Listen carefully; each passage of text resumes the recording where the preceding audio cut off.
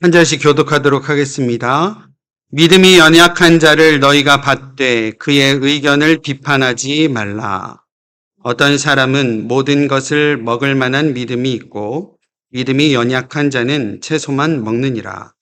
먹는 자는 먹지 않는 자를 업신여기지 말고 먹지 않는 자는 먹는 자를 비판하지 말라. 이는 하나님이 그를 받으셨음이라. 남의 하인을 비판하는 너는 누구냐? 그가 너 서 있는 것이나 넘어지는 것이 자기 주인에게 있음에 그가 세움을 받으리니 이는 그를 세우는 권능이 주께 있음이라. 어떤 사람은 이 날을 저날보다 낮게 여기고 어떤 사람은 모든 날을 같게 여기나니 각각 자기 마음으로 확정할지니라. 나를 중히 여기는 자도 주를 위하여 중히 여기고 먹는 자도 주를 위하여 먹으니 이는 하나님께 감사함이요 먹지 않는 자도 주를 위하여 먹지 아니하며 하나님께 감사하느니라. 우리 중에 누구든지 자기를 위하여 사는 자가 없고 자기를 위하여 죽는 자도 없도다. 우리가 살아도 주를 위하여 살고 죽어도 주를 위하여 죽나니 그러므로 사나 죽으나 우리가 주의 것이로다. 이를 위하여 그리스도께서 죽었다가 다시 살아나셨으니 곧 죽은 자와 산 자의 주가 되려 하심이라. 내가 어찌하여 내 형제를 비판하느냐? 어찌하여 내 형제를 업신 여기느냐? 우리가 다 하나님의 심판대 앞에 서리라.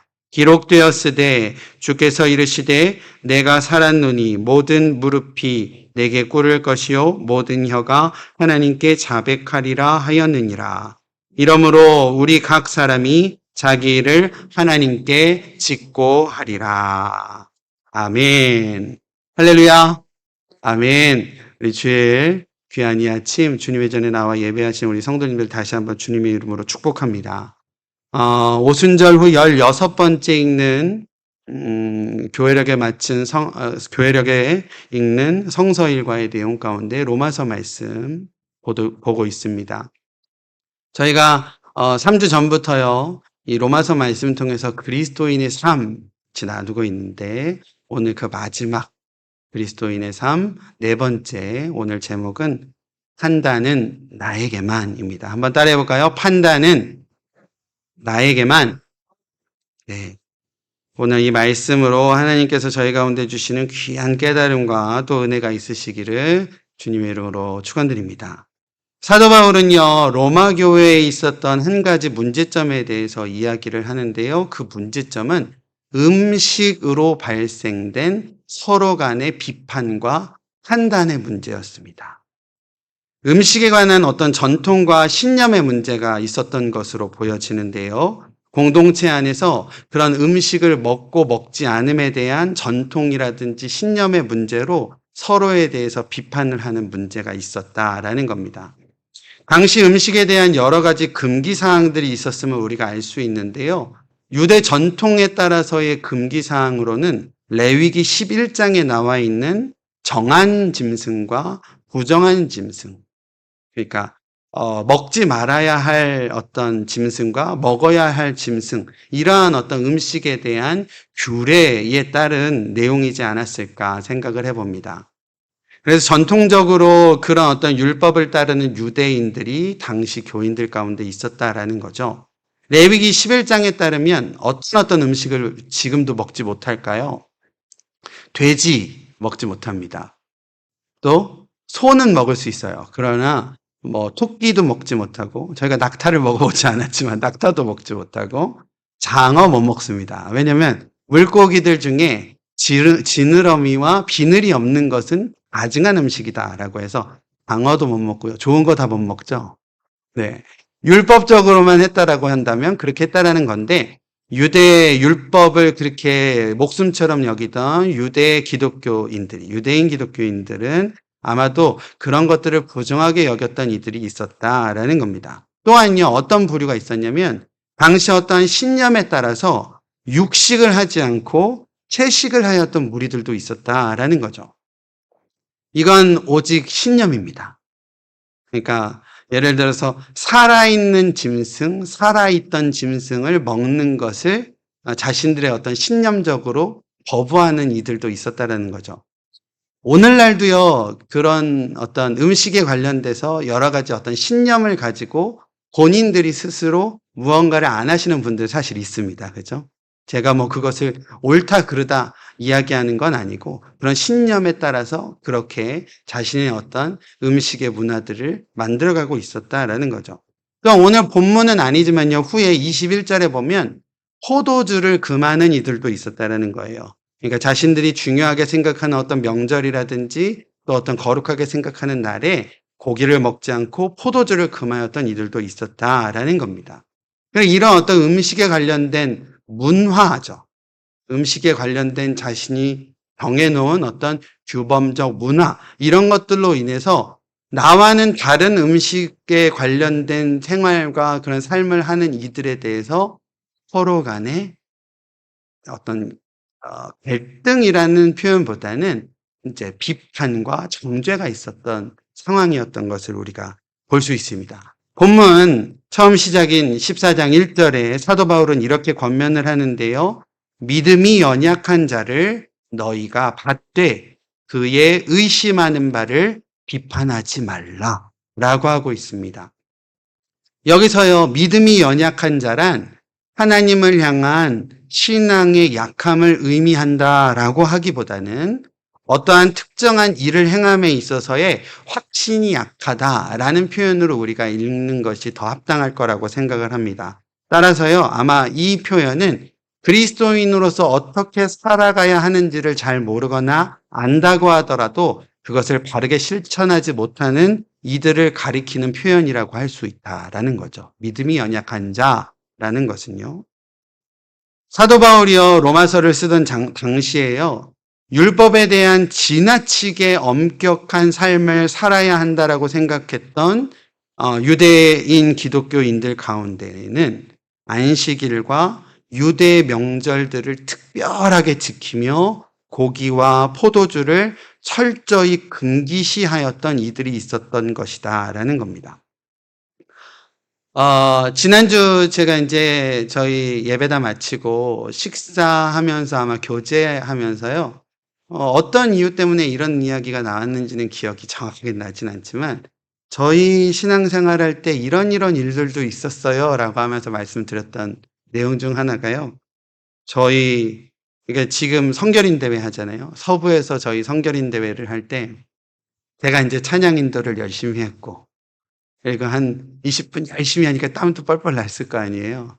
저희 아내도 옆에서 이제 같이 찬양하고, 이제 회중석에 들어가서 집회 이제 하려고 하다 보니까 서부는 덥잖아요. 여름에. 이 시간쯤 덥거든요. 더워서 순서지로 부채질을 좀 했습니다. 옆에 계셨던 어른 목사님 사모님한테 엄청 혼났어요. 어떻게 주보로 하나님의 거룩한 성물인 주보로 부채질을 하느냐라고 해서 엄청 혼났습니다. 그 얘기를 성도님들 몇 분하고 지난주에 나눴더니 어떻게 그럴 수 있는 거죠. 그럴 때도 있었다라는 거예요. 여러분들 혹시 예전에 기억 한번 해보시죠.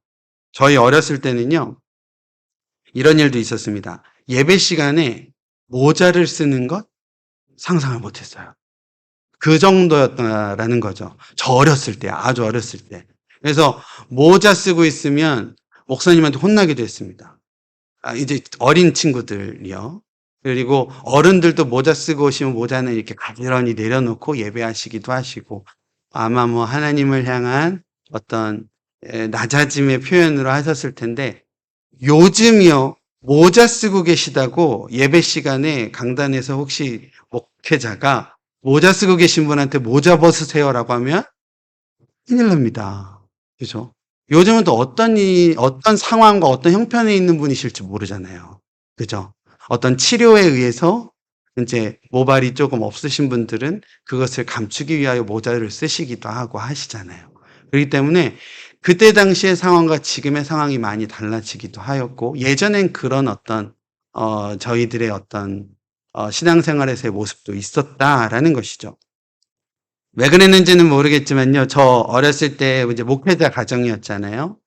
저희는 주일날 외식하고 쇼핑을 절대 할 수 없었어요. 여러분들도 혹시 그런 적 있으세요? 주일날은 쇼핑하면 안 돼. 주일날은 외식하면 안 돼. 이런 어떤 신앙생활의 문화들도 저희 가운데 예전엔 있었다라는 거죠.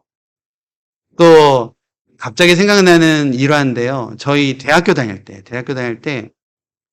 사순절 기간 있잖아요. 저희가 사순절 기간은 보통 주님의 십자가를 생각하고 경건하게 또 고요하게 지내야 된다라고 하잖아요. 저희 대학교 때 얼마나 혈기왕성해요. 혈기왕성하니까 사순절 기간에 축구를 열심히 하다가 어떤 선배 한 명이 발등이 부러졌습니다. 발등뼈가 부러졌어요. 금이 갔어요.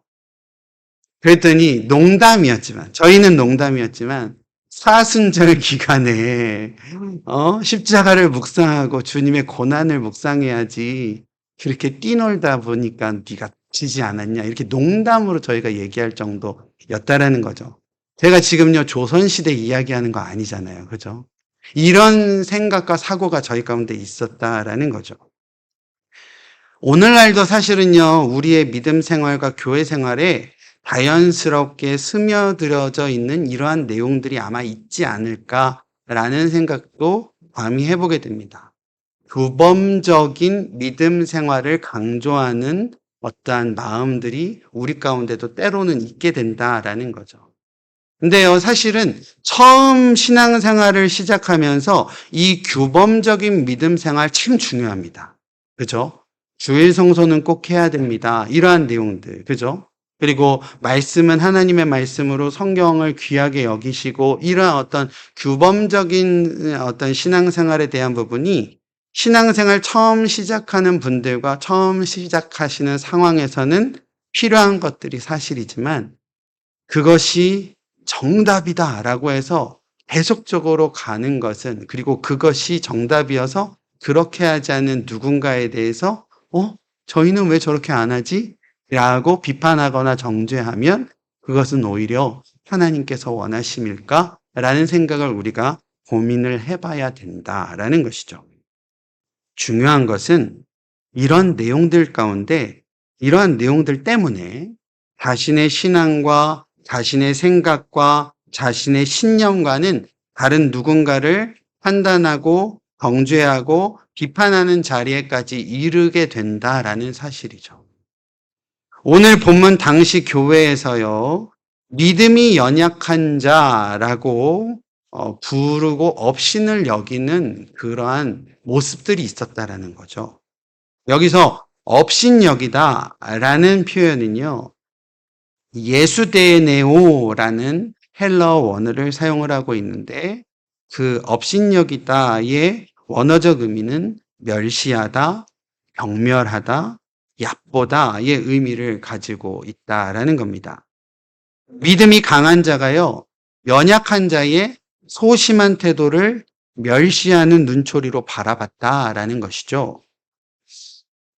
이러한 의미입니다. 그러니까 아직도 규범적인, 그러니까 율법만을 생명처럼 여겨서 아직도 그런 거 금기하냐, 먹는데 자유롭지 못하게 먹냐, 그러면서 믿음이 연약한 자들이라고 이렇게 표현하는 그러한 내용들은 아직도 예수님이 우리를 위하여 십자가에 달려 돌아가심으로 우리는 자유케 됐는데 죄로부터 자유케 되고 예수는 율법의 완성이신데 아직도 너희는 생활의 규칙과 규범을 극복하지 못할 만큼의 그런 연약한 믿음을 가지고 있느냐라고 하면서 표현한 것이 연약한 믿음이라는 이야기다라는 거죠. 믿음이 연약한 자들이라는 표현의 의미다라는 겁니다.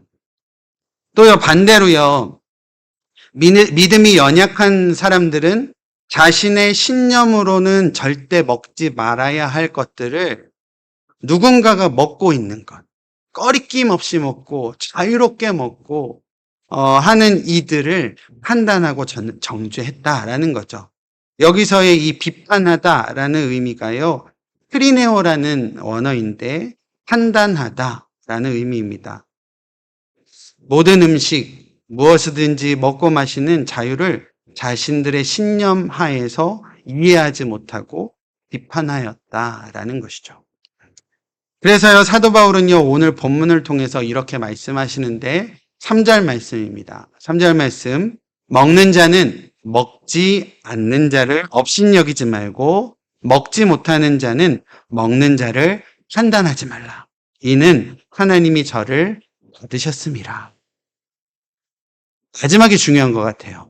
이는 하나님이 저를 받으셨음이라 라고 하고 있다라는 거죠.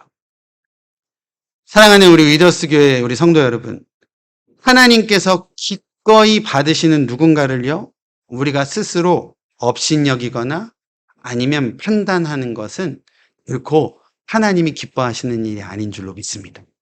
이미 하나님께서 그를 받으셨다라는 거죠.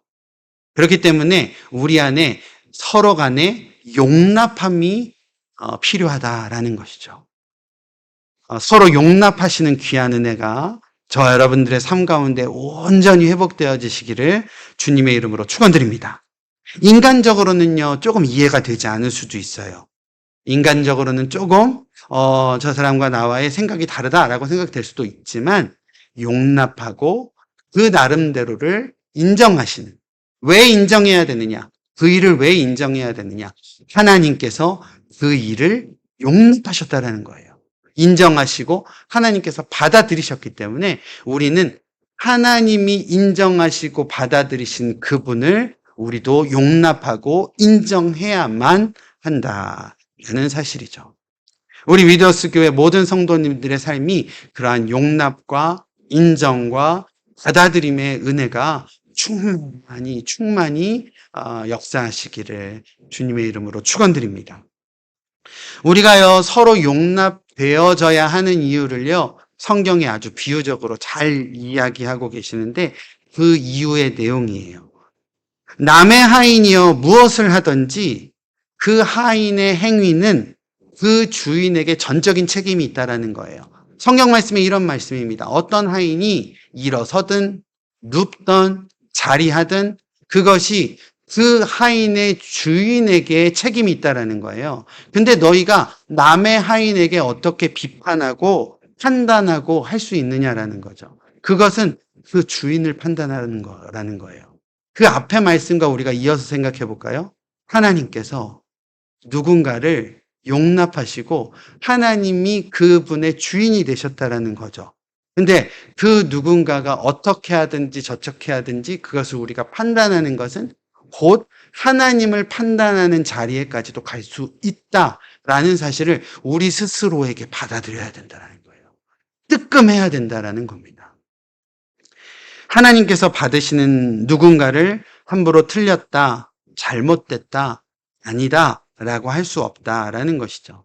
이 말씀 읽어가면서요, 참 많이 생각하게 하는 본문이 아닐까라는 생각을 해보게 됩니다. 인간적으로 쉽지 않아요. 저도 쉽지 않습니다. 솔직히 말씀드리면 저도 예전에 있었던 상처들이 있기 때문에 상처들 때문에 그 상처로 인한 누군가는요, 눈앞에 있을 때 쉽지 않아요. 대화도 나누기 쉽지 않고 인사도 하기 쉽지 않더라고요. 목회자인 저도 그렇습니다. 그런데 말씀에 기록된 하나님의 뜻하심이 분명히 있다라는 사실을 우리가 기억하는 귀한 은혜가 있으시기를 바랍니다. 또한요, 신앙적인 열심으로 보여지는 서로 다른 모습들이 있을 때가 있다라는 거예요. 서로 신앙적으로 열심히 있는데 그 열심의 모습이 다를 때도 있다라는 거죠. 오늘 성경 말씀 5절에서 6절 말씀이 그런 내용인 것 같아요. 서두에 잠깐 말씀드린 대로 안식일이나 유대인의 명절을 아주 특별하고 중요하게 생각했던 이들이 있었다라는 겁니다. 그들은요, 그때에, 그러니까 안식일에, 그리고 이스라엘이 정해놓은 어떠한 특별한 날에 포도주와 고기를 절대 먹지 않았던 이들이었어요. 사도 바울은요, 이렇게 이야기를 하고 있습니다. 안식일을 중요하게 여기는 사람도 있고, 근데 그 안식일을 중요하게 여기는 사람도 주님을 위하여 중요하게 여기는 거고, 먹고 마시는 사람도 있는데 그 먹고 마시는 사람도 주를 위하여 먹고 마시는 것이니 무엇이든지 하나님께 감사함으로 하나님의 영광을 위하여 하는 것이 합당하다라고 사도 바울은 이야기를 하고 있다라는 것이죠. 주님의 몸된 교회를 우리가 이루며 살아갑니다. 그죠? 우리 주님께서는 머리 되시고 우리는 각 지체로서 주님의 몸된 교회를 이루어가는 우리 안에서요, 주님의 귀한 지체로서 거룩한 성도의 신분으로 행하는 모든 일들이 머리 대신 주님의 영광만을 위하여 일하는 존재들이어야 된다라는 것이죠. 믿으시죠? 아멘. 5절 말씀을요, 오늘날 기후에 쉽게 말씀을 드린다라고 한다면 이런 겁니다.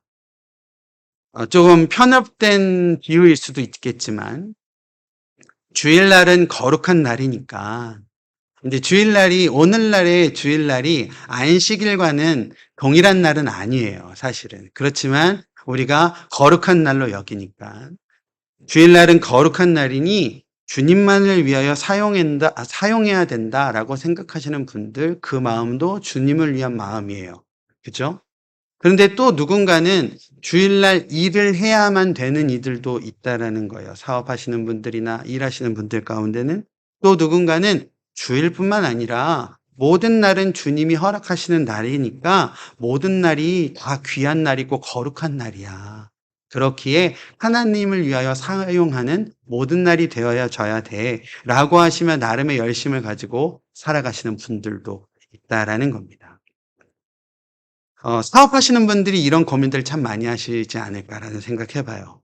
저 뉴욕에 있었을 때 네일샵 하시는 어떤 한 분이 정말 그것 때문에 고민을 하시는 분이 있으셨어요. 안수 지사님이셨는데 일부 예배를 드리신 다음에 이제 사업체를 오픈을 하셨어야만 되는 분이셨어요.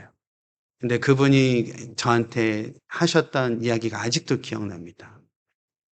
내가 오너인데 나는 교회 간다고 하고 나가고 일하는 사람한테는 나와서 일하라라고 한다면 그건 오히려 선교적인 그 어떤 차원에서 옳지 않은 일이 아닌가라는 이야기를 하시면서 그래도 나름대로 일부 예배를 충실하게 드리시고 또 가셔서 사업체에서 어떤 오너로서의 본을 보이는 모습을 보시면서 그런 어떤 부분에서의 고민하시는 분들이 있으시겠다라는 생각을 참 많이 해보게 됩니다.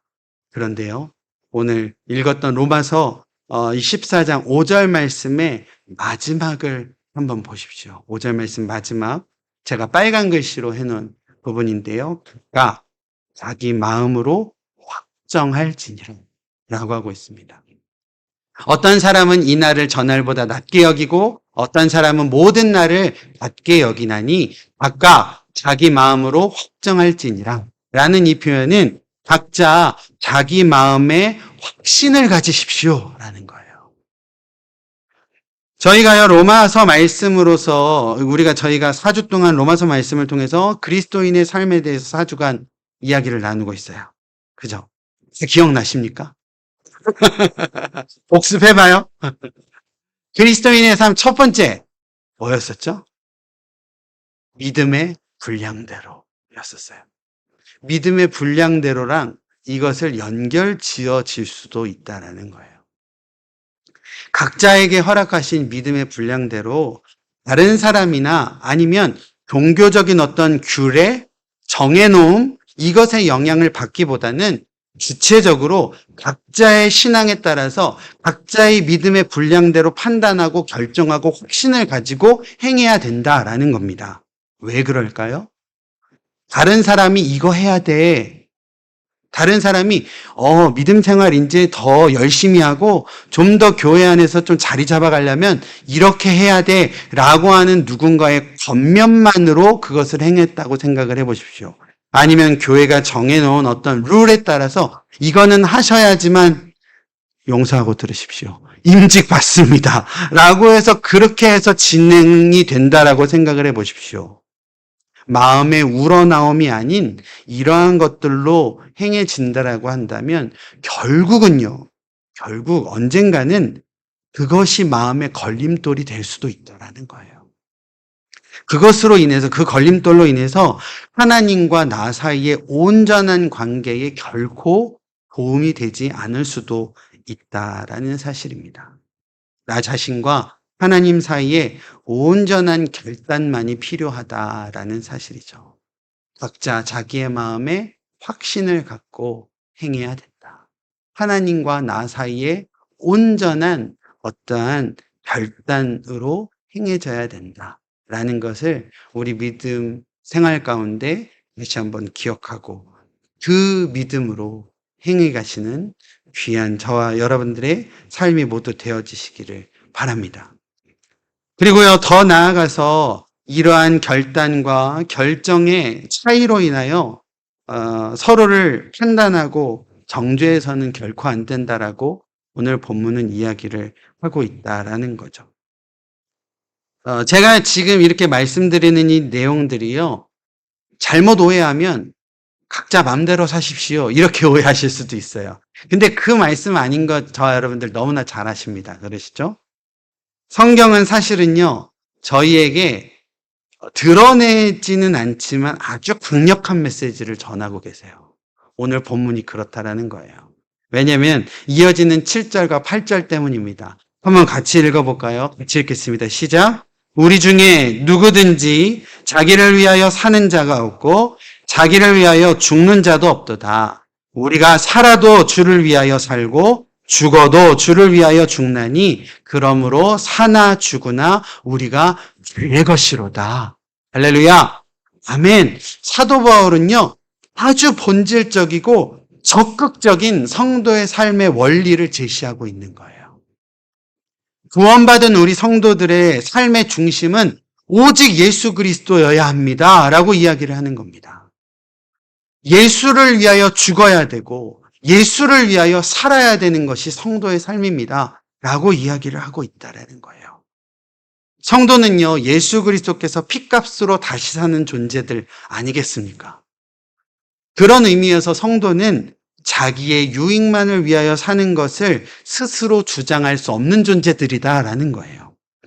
하나님으로부터 다시 받은, 구원받은 새 삶은 하나님의 영광만을 위하여 살아가는 삶이 되어져야 되는 것이죠.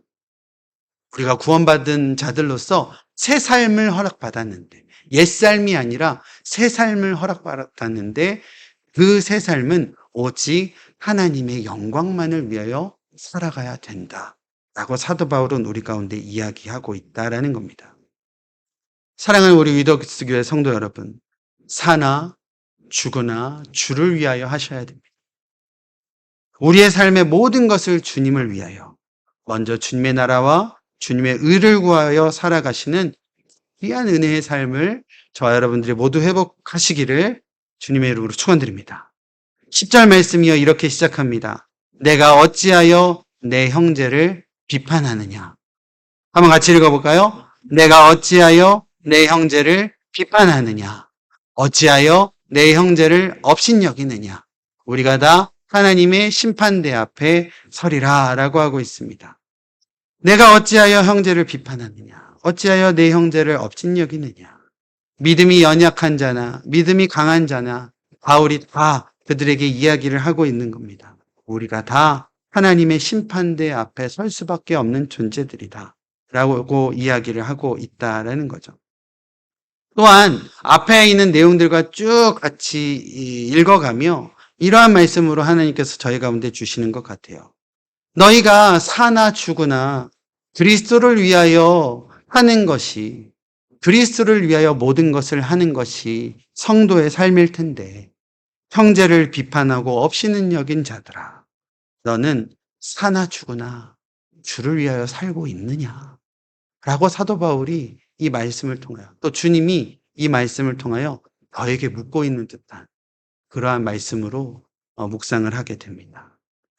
오히려 아주 강력한 꾸짖음으로, 강한 찔림으로 다가오는 말씀이 오늘 본문의 말씀이 아닐까라는 생각을 해보게 됩니다.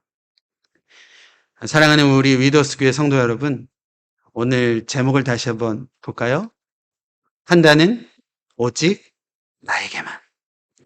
제가 예전에 우리 남자반 잠깐 이렇게 여러분 몇 분 모이셔서 이야기 나누고 또 삶을 나누고 할 때에 자주 말씀드렸던 내용이 있어요. 그죠, 지사님?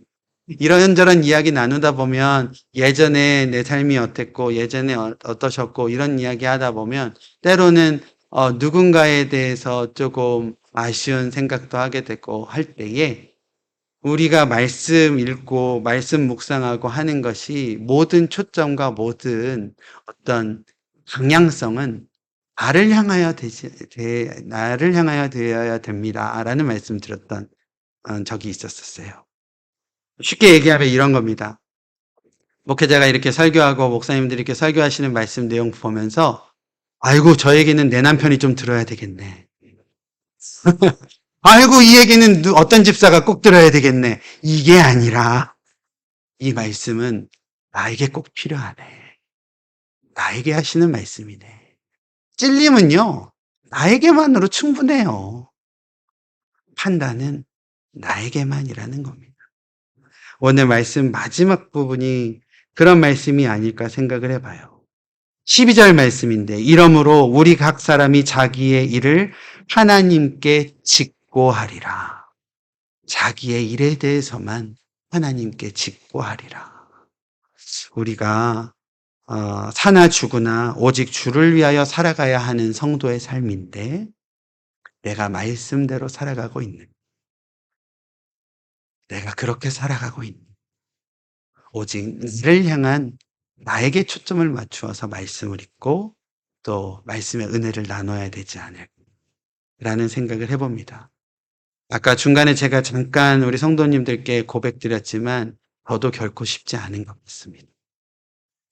결코 쉽지 않지만 판단과 정죄는 오직 나 자신에게만 향하고 나 아닌 모든 사람들에게는 그리스도의 사랑으로 용납하고 품어 안아주고 인정해주고 하는 우리 위더스 모든 성도님들의 삶, 우리 귀한 위더스 교회 되어지시기를 주님의 이름으로 축원드립니다.